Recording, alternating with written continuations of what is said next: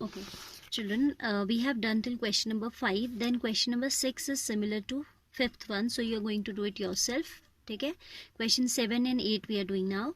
Find point at which the tangent to the curve this is parallel to the x-axis. This topic is very easy. थोड़ा आप 11th से भी इसको correlate कर पाएंगे, तो बड़ा इजी सा है ये चैप्टर आपके लिए. This topic I am saying, now we have find points at which tangent to the curve this is parallel to x-axis. क्या कह रहा है कि किसी कर्व पे जो टेंजेंट है वो x-axis के पैरेलल है. सपोज आपका ये x-axis है और ये आपका जो कर्व है इसकी जो टेंजेंट है वो x-axis के पैरेलल है कह रहा है. And you know that slope means inclination of that particular line about which we are talking. Here we are talking about tangent, तो inclination of that with the positive direction of x-axis measured anti-clockwise. इसी को तो हम कहते हैं उसका क्या inclination कहते हैं ना, कि एंगल जो उसका बन रहा है. ठीक है, तो कह रहे हैं कि find the point at which tangent to the curve is parallel. अब देखिए स्लोप जो हमारा कर्व का आएगा, जो भी हमें कर्व दिया है y is equal to f x we are given, तो when we will differentiate this y with respect to x dy by dx we can find out and that will be the slope.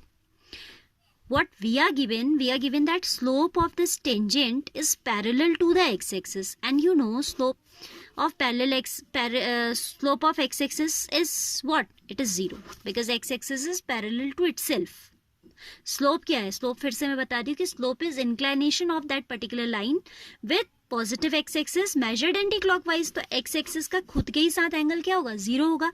And जो भी tangent इसके parallel होगी उसका slope इतना ही होगा, यानी कि हमें dy बाई डी एक्स को 0 से इक्वेट कर देना है, तो हमें पॉइंट मिल जाएंगे. फाइंड पॉइंट्स कह रहा है ना, तो इक्वेट करेंगे तो will get the values of x corresponding to, अगर 1 मिलेगी 2 मिलेंगी, जितनी भी x की वैल्यूज मिलेंगी. ठीक है, ये क्यूबिक है, डिफरेंशिएट करके क्वाड्रेटिक बनेगी तो 2 वैल्यू मुझे लगता है मिलेंगी. तो for both these value with reference to both values of x will get a value of y and that way we will get the required points. ठीक है, तो क्वेश्चन को ध्यान से पढ़ना है, क्वेश्चन बहुत ईजी है. Fine, I hope you have understood what is to be done. Calculation बाकी तो फिर आप कर ही लेते हैं ना, क्वेश्चन को पकड़ना है कि भाई करना क्या है, पूछा क्या है इसने कहा है कि y is equal to X cube minus 3x square minus 9x plus 7 is the given curve. ठीक है, तो हम बात कर रहे हैं किसकी? dy ओवर dx की. तो ये हो जाएगा thrice of X square minus 3 to 6x minus 9, in which I can take 3 common, x square minus 2x minus 3. ठीक है, according to question tangent to the curve is parallel to x-axis, so dy by dx is equal to 0 as slope of two parallel lines. Always condition of parallelism पढ़ी थी ना आपने class 11 में.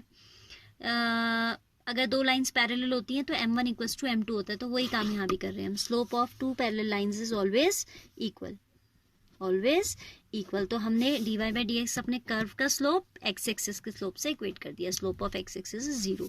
That means thrice of X square minus 2x minus 3 is equal to 0. 3 being constant, non zero quantity I have send in the denominator. Here it is x square minus 3x plus 2x minus 3 equals to 0. ठीक है, middle term splitting हो गई ना इसमें आराम से. x minus 3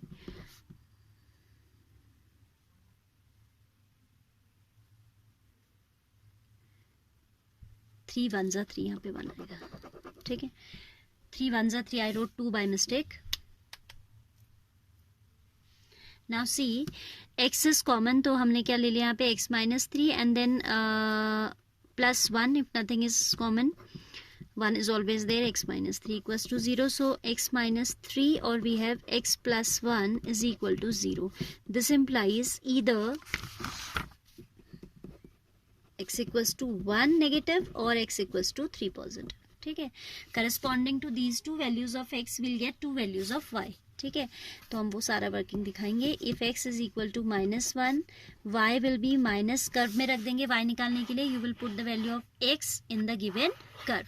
x you have evaluated by the given condition. Now for evaluating y, we will put these values of x in the given curve. So if x is -1, y will be -1 raised to the power 3, 3 into -1 square minus 9 into -1 plus 7, that's equal to -1. -1 square will be positive into -3, -3 आ जाएगा, +9 आ जाएगा and +7 आ जाएगा, 12 आ रहा है ये positive. 9 + 7 is 16 - 4 is 12. सो एक point तो आ रहा है -1, 12 आना चाहिए एक पॉइंट. ठीक है, ऐसा कुछ आ रहा है, आंसर चेक भी कर लेते हैं.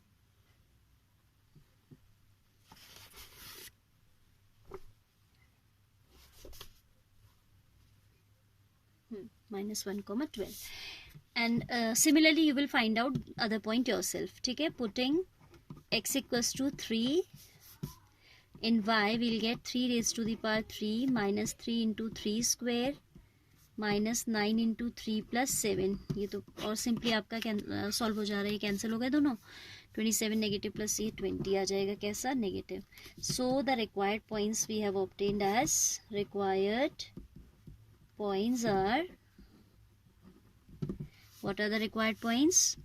-1 के corresponding we obtain 12 and corresponding to 3 we are obtaining 20 negative. ठीक है, so these are the required points. These are the points. आप लिखेंगे आंसर स्टेटमेंट, वैसे so the required point लिख दिया तो it's all right.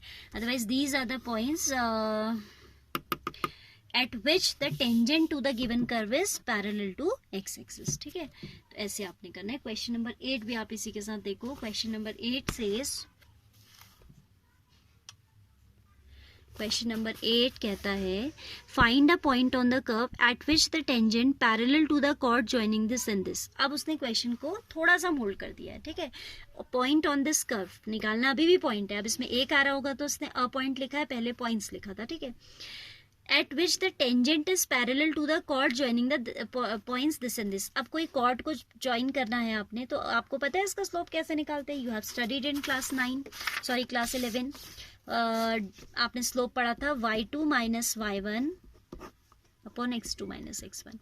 So in previous question we have equated dy by dx with 0, क्योंकि आपका जो टेंजेंट था वो x एक्सिस के पैरेलल था. पर यहाँ पे पैरेलल है किसके, to the chord joining these two. And when the tangent is parallel to the chord joining these two, the slope of tangent should be equal to slope of this.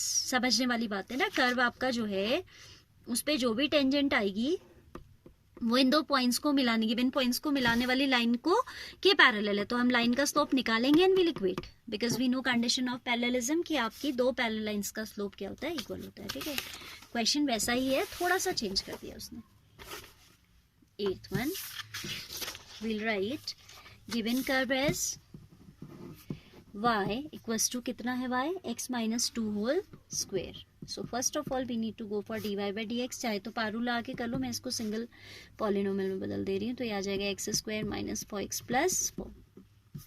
तो dy by dx ठीक किया ना मैंने, a square plus b square minus 2 भी ठीक हो गया. 2x minus 4. Now we'll write slope of the chord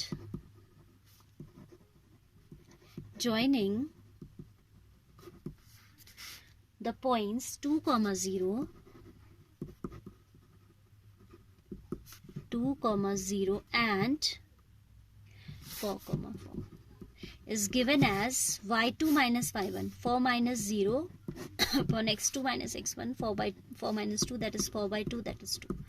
ये आपको याद होगा क्या फॉर्मूला था हमारा, m is equal to y2 minus y1 upon x2 minus x1 where x1 x2 are the points which are being joined. x1 y1 and x2 y2 are the points which are being joined. ठीक है, इनको join कर रहे हैं, तो इस line का या इस कॉर्ड, यहाँ पे कॉर्ड कह दिया उसने, उसका slope is given by this formula. ठीक है, स्लोप ऑफ कॉर्ड निकल आया जी. Now according to question, tangent to this curve is parallel to the chord joining the given points. It means slope of tangent should be equal to this. According to question, twice of x minus 4 is equal to 2. x की value यहाँ से कितनी आ जाएगी, 3 आ जाएगी. ठीक है, corresponding to x3 y कितना आ जाएगा, 1 आ जाएगा. 3 minus 2 is 1, 1 square is 1. Putting x equals to 3 in the given curve आप रख के दिखाइएगा, मैं नहीं दिखा रही हूँ. 1 square that is 1. So the required point is at which the tangent to the curve is parallel to the chord joining the given points. That point is 3, 1. ठीक है, ऐसे आपने करना है.